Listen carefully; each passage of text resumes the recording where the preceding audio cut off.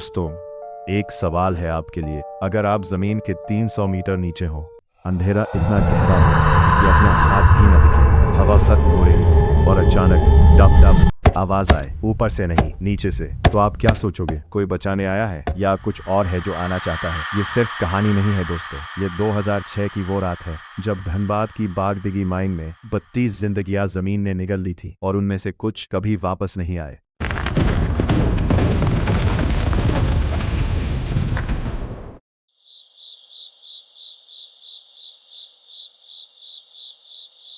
16 नवंबर 2006, Jharkhand, Dhanbad, बागदिगी colliery. सुबह के 6:20। रामू महतो अपना टिफिन उठाता है। उसकी बीवी सावित्री ने आज आलू पराठा बनाया था। उसने एक बार मुड़कर देखा, अपनी बीवी को, अपनी बेटी गुड़िया को। गुड़िया ने हाथ हिलाया, पापा जल्दी आना। रामू मुस्कुराया, आता हूँ बेटा, शाम को। ये उसकी ज़िंदगी के आखिरी वो अल्फाज थे जो उसने घर में बोले, क्योंकि शाम कभी नहीं आई। माइन के अंदर 32 मजदूर थे उस दिन। नॉर्मल शिफ्ट थी, रूटीन काम, कोई अलामत नहीं थी, कोई बुरा सपना नहीं, बस एक आम दिन था।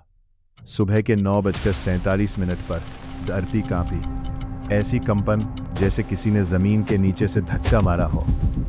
ऊपर खड़े सुपरवाइजर के पैर थर थर कांपे और फिर धाम, धंस गया पूरा का पूरा। 32 आदमी अंदर, जमीन ने अपना मुंह बंद कर लिया। बाहर हाहाकार मचा।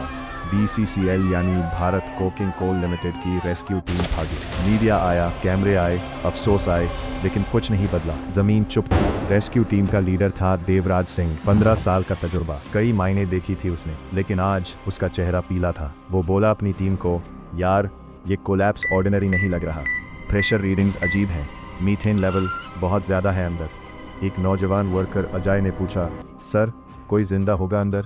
देवराज ने जवाब नहीं दिया, क्योंकि वो जानता था 300 मीटर नीचे गैस, अंधेरा, दबी हुई छत, जिंदा रहने की उम्मीद बहुत कम थी।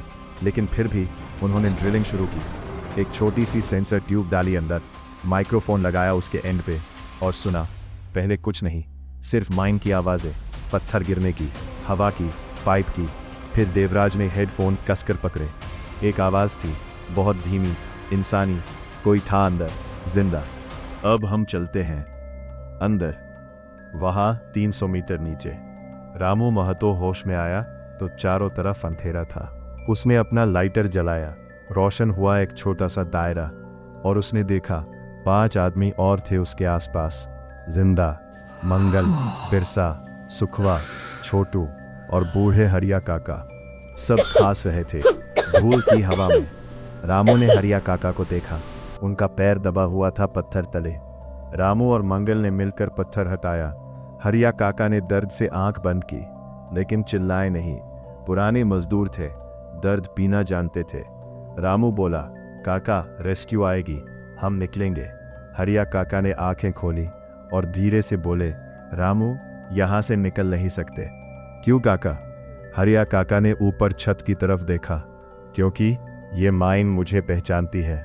रामू समझा नहीं।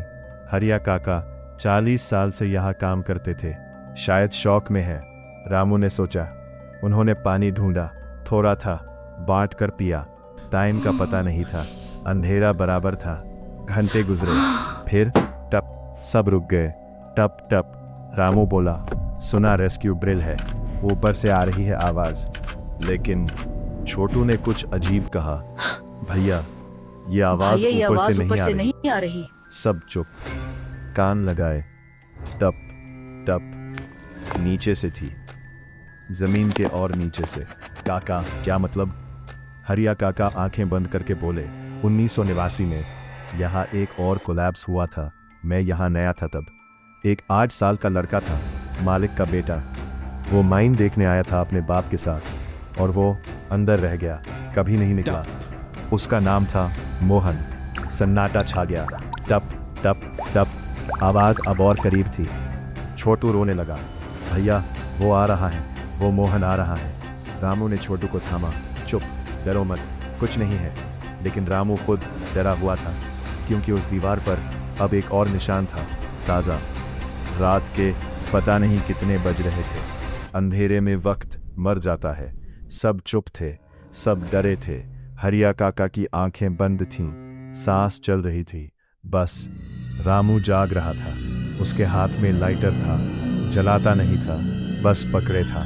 और फिर उसने महसूस किया कोई बैठा है उसके पास। उसने लाइटर जलाया, वहाँ कोई नहीं था, लेकिन जमीन पर छोटे छोटे पैरों के निशान थे।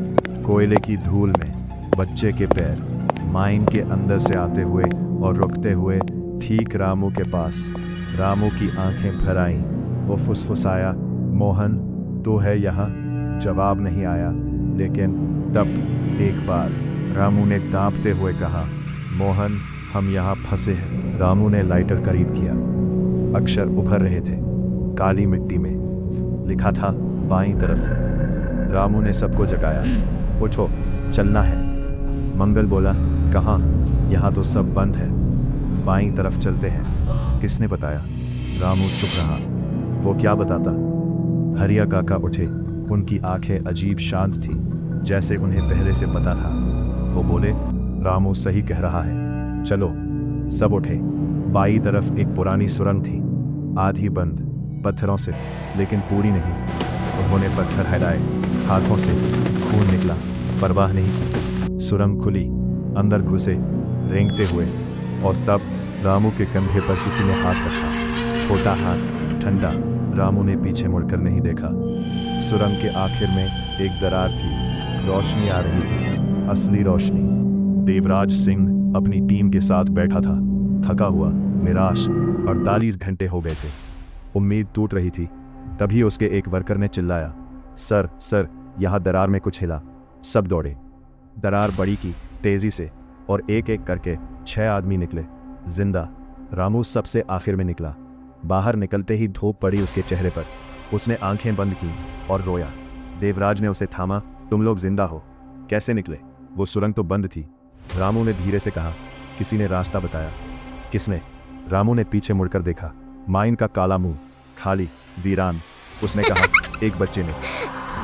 दोस्तों, रेस्क्यू रिकॉर्ड में लिखा है 6 मजदूर जिंदा निकले, एक पुरानी बंद सुरंग के जरिए, जो पिछले 17 सालों से बंद थी, जिसे खोलने के लिए किसी ने अंदर से पत्थर हटाए थे। माइन के रिकॉर्ड में यह भी लिखा है 1979 में एक बच्चा अंदर रह गया था, जिसकी लाश कभी नहीं मिली। नाम था उसका मोहन। रामू महतो आज भी धनबाद में रहते हैं। माइन में काम छोड़ दिया उन्होंने, लेकिन हर साल 16 नवंबर को वो माइन के बाहर जाते हैं, एक छोटी सी मिठाई रखते हैं और कहते हैं, शुक्रिया मोहन। दोस्तों, ज़मीन के नीचे सिर्फ कोयला नहीं होता, कभी कभी वो भी होते हैं जो अधूरे रह गए, जो अभी भी इंतज़ार कर रहे हैं किसी के लिए।